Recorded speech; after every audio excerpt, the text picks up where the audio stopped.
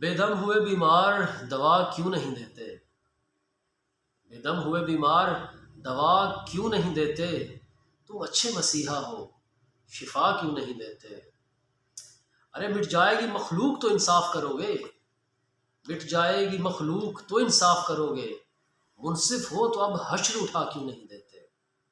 منصف ہو تو اب حشر اٹھا کیوں نہیں دیتے؟ بسم اللہ الرحمن الرحیم۔ ناظرین، ایک بار پھر پاکستان نیوز آپ کی خدمت میں حاضر ہے کچھ بہت ہی اہم خبروں کے ساتھ۔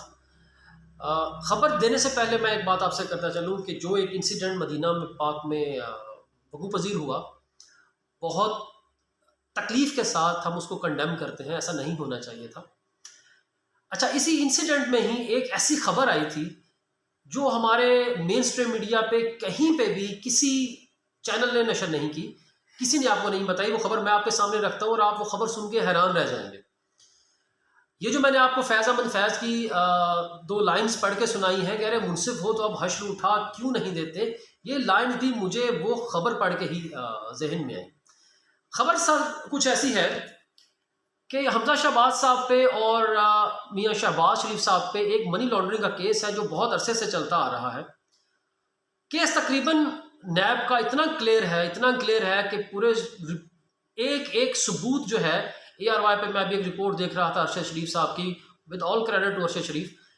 اس رپورٹ کے اندر انہوں نے جو ٹوٹل میرا خیال ہے کچھ 17,000 ٹرانزیکشنز ہیں، 40 ارب روپے کی منی لانڈرنگ کا کیس ہے۔ 2008 سے لے کے 2017 تک اس پیریڈ کے دوران حمزہ شہباز صاحب، شہباز شریف صاحب اور ان کا بیٹا ایک دوسرا سلمان شہباز، ان تینوں لوگوں نے جو کک بیکس کے ذریعے، کرپشن کے ذریعے جو پیسہ بنایا، پہلے باہر میں جو آیا، پھر ادھر سے ٹرانزیکشنز ہوئیں، واپس پیسہ ان کے پاس آیا، تقریباً ایک جسے کہتے ہیں ٹرانسپیرنٹ کیس ہے۔ ابھی جسٹ فرد جرم عائد ہونی ہے حمزہ شہباز صاحب پہ اور شہباز شریف صاحب پہ، لیکن وہ فرد جرم عائد نہیں ہو سکی۔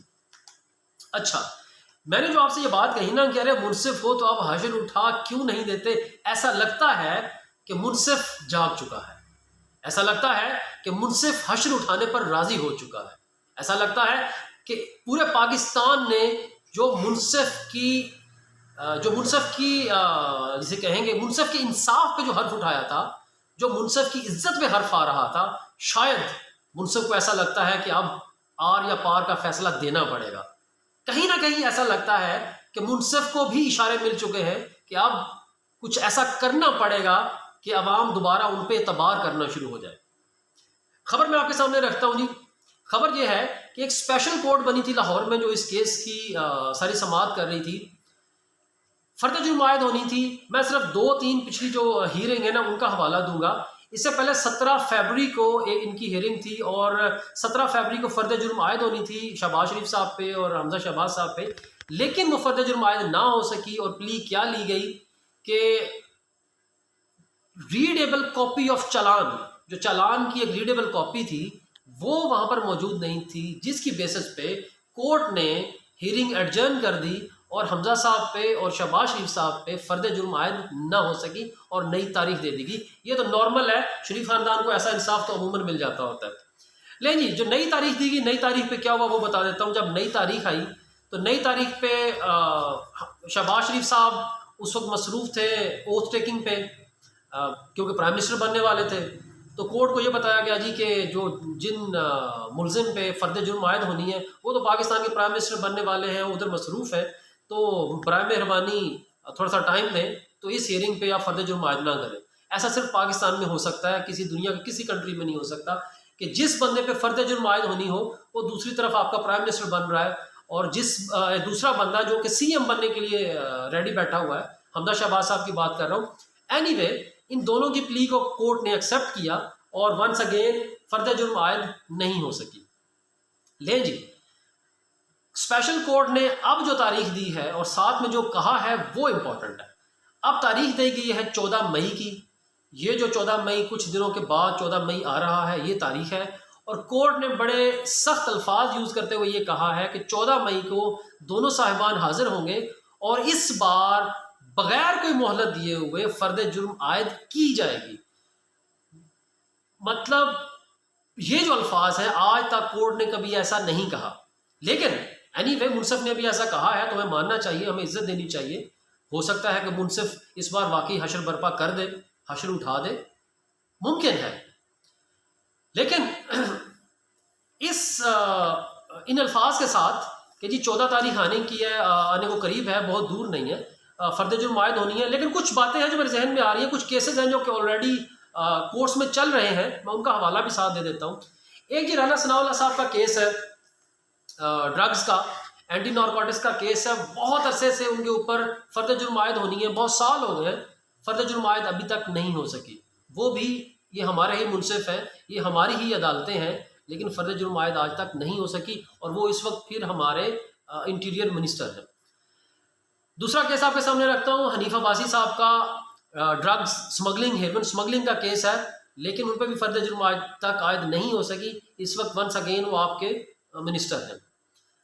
پھر اگین یہی ہماری عدلیہ, محترم عدلیہ عدالتیں ہماری, ہم بڑی ریسپیکٹ کرتے ہیں, اور لیکن جو کیسز ہیں وہ کوئی بھی بات کر سکتا ہے.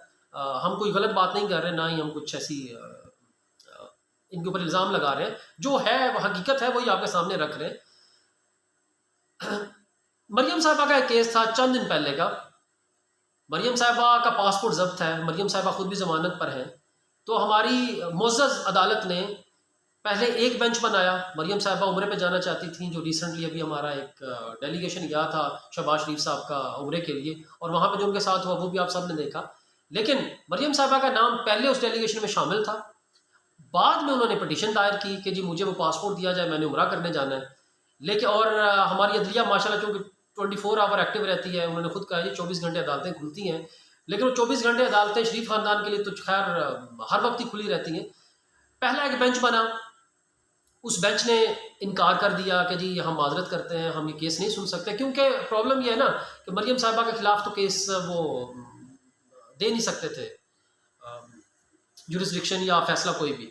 اینی وے چیف جسٹس صاحب نے دوسرا بینچ بنایا, دوسرے بینچ نے بھی معذرت کر لی, سر یہ کیس ہیوی ہے تو ہم معذرت کرتے ہیں. تیسرا بینچ بنا, پھر چوتھا بینچ بنا. چوتھے بینچ نے جا کے وہ فیصلہ کیا. آپ اندازہ کریں ود ان 24 آور یا آئی تھنک چلے 36 آورز لگا لیں, 4 بینچ بنائے گئے ایک مریم صاحبہ کے کیس کو سننے کے لیے.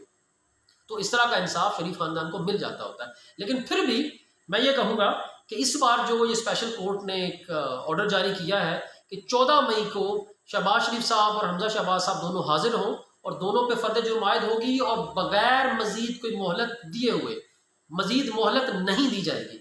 یہ تو عدلیہ کا کہنا ہے. آپ دیکھتے ہیں کہ حمزہ صاحب اور شہباز شریف صاحب 14 مئی کو حاضر ہوتے ہیں یا نہیں ہوتے, یا کوئی بھی اور پولیس سامنے آ جاتی ہے اور کورٹ اس کو ایکسیپٹ کر لیتی ہے, اور اگین فرد جرم عائد نہیں ہو پاتی.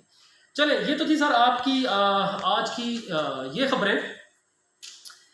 فیصلہ میں آپ لوگوں پہ چھوڑتا ہوں, آپ لوگوں نے خود ڈیسائیڈ کرنا ہے ہم کس طرف جا رہے ہیں. لیکن میری یہاں پر ایک ریکویسٹ عدلیہ کے ساتھ ہے کہ صاحب کچھ کیجئے, کچھ ایسا کیجئے کہ اس وقت پوری عوام آپ کی طرف دیکھ رہی ہے. اس وقت پورا پاکستان ایسے لگتا ہے جیسے کسی خانہ جنگی کی طرف جا رہا ہے, اور آپ کے فیصلے, میں اب یہ تو نہیں کہوں گا کہ میں کچھ سخت الفاظ نہیں یوز کرنا چاہتا, بڑا محتاط ہو کے یہ کہنا چاہوں گا کہ پوری قوم اس وقت آپ کی طرف دیکھ رہی ہے. میں نہ پی ٹی آئی کی طرف جاتا ہوں, نہ پی ایم ایل این کی طرف جاتا ہوں, کسی پارٹی کی طرف نہیں. سر جو فیصلہ کرنا ہے کیجئے, جو صحیح ہے اس کو صحیح کیجئے, جو غلط ہے اس کو غلط کیجئے. منحرف اراکین کا فیصلہ پڑا ہوا ہے. آج پاکستان جس انسٹیبلٹی کا شکار ہے, اگر آپ نے یہ فیصلہ اسی وقت دے دیا ہوتا شاید یہ حالات نہ ہوتے. تو صاحب کچھ کیجئے. اس وقت قوم انگلی اٹھا رہی ہے آپ کی عزت پہ, پورا پاکستان آپ کی طرف دیکھ رہا ہے, اور ہم امید کرتے ہیں کہ چاہے کسی کا بھی کیس ہے, چاہے کسی کا بھی کیس ہے, کسی پارٹی کا کیس ہے, جو سچ ہے اس کو سچ کہیے, جو حق ہے اس کو حق کہیے, لیکن فیصلہ کیجئے. عوام دیکھنا چاہتی ہے کہ آپ 24 گھنٹے اوپن ہے, اور 24 گھنٹے میں آپ فیصلے کرتے ہیں. جو فیصلہ مریم شہباز حمزہ صاحب کے لیے ہو سکتا ہے, اگر کورٹ ان کے لیے کھل سکتی ہے, تو ایک بیچارہ غریب جو پیٹ بھرنے کے لیے 4 چھوٹی سی کوئی روٹی کا ٹکڑا اٹھا لیتا ہے, سالہ سال وہ جیل میں سڑتا رہتا ہے, اس کے لیے بھی کچھ کیجیے. اس میسج کے ساتھ اور اس ریکویسٹ کے ساتھ آپ سب سے اجازت چاہوں گا. اپنا خیال رکھیے گا, اپنے گرد و نواح کا خیال رکھیے گا, اس چینل کا خیال رکھیے گا. ہماری ویڈیو آپ کو پسند آئے تو چینل کو سبسکرائب کر دیں, ویڈیو کو لائک کر دیں, اور کمنٹ باکس میں ہمیں ضرور بتائیے گا اگر آپ کا ہمارے ساتھ اختلاف ہے یا کوئی اچھا مشورہ دینا چاہیں.